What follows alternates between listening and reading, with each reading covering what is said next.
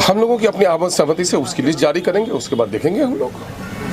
अरे ये मान मुझे ना, अब आज़ाद समाज पार्टी हो, MIM हो या अपनी जनता पार्टी हो, अब जब हम लोग साथ मिलकर रह रहे हैं तो जो जहां सूट करे यार उसमें काम करेंगे।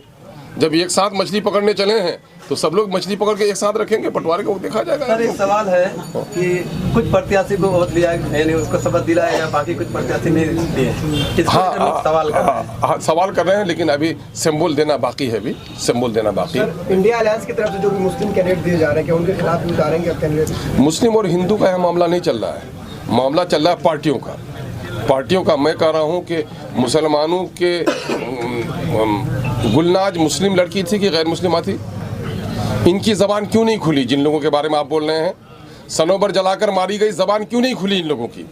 जो लोग ज़बान बंदी और गुलामी करते हैं उनका ख्याल नहीं रखा जाएगा। सर पर्दानशी महिलाओं को चुनाव आयोग का फरमान आया, जो मतलब एक तो घूंघट उठाकर चिन्हित किया जाएगा, पर्दानशी महिला को ये उतार के उसको चिन्हित किया जाएगा, उसको देखा जाएगा, ये कैसा फरमान है? नहीं, मैं कह रहा हूँ कि चिन्हित किया जाना तो ज़रूरी है ना, पर्दा भी ज़रूरी है और चिन्हित किया जाना भी ज़रूरी है। उसके लिए जो व्यवस्था मुनासिब हो वो की जानी चाहिए। सर अभी तक MIM के कितने सीट अभी तक क्लियर है? जो सीट ऐलान कर रहे हैं क्लियर हो जाएंगे ना भाई, थोड़ा इंतज़ार तो कीजिए, थोड़ा इंतज़ार कीजिए।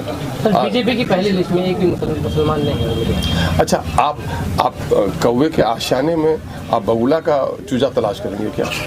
कैसी बात करते हैं आप, है ना? सर कई दिनों से नीतीश कुमार नाराज दिख रहे हैं सीट बंटवारे के बाद। भाई वो कितना उनको होशियारी आती है। कभी कभी तो ऐसा लगता है कि अब नॉर्मल हो गए हैं, और कभी कभी लगता है कि बड़े बुद्धिमान हो गए हैं। उनके उतार चढ़ाव के बारे में हम लोगों का कहना मुश्किल है भाई। ओम प्रकाश राजभर भी गठबंधन में आना चाहते हैं, वो ऐलान कर रहे हैं कि अगर MIM हमें बुलाती है तो हम उनके साथ जाने के लिए तैयार। ठीक है, उस पर हम लोग विचार करेंगे। हम लोगों का वो है। जौहर साहब से बोलिए, जौहर साहब से पूछिए, बाकी सवाल हमारे जवाब देंगे वो जौहर साहब से।